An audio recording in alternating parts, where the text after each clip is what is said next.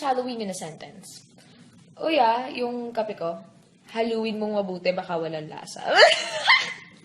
Ang corny, no? Sabi ko nga eh. Halloween in a sentence. Uy yung kape ko, haluin mong mabuti, baka walang lasa. Ang corny, no? Sabi ko nga eh.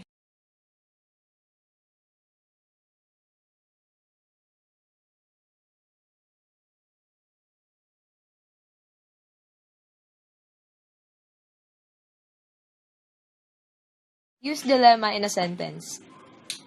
Hoy! Sino nagpatay ng ilaw? Dilemma? Use dilemma in a sentence. Hoy! Sino nagpatay ng ilaw? Dilemma?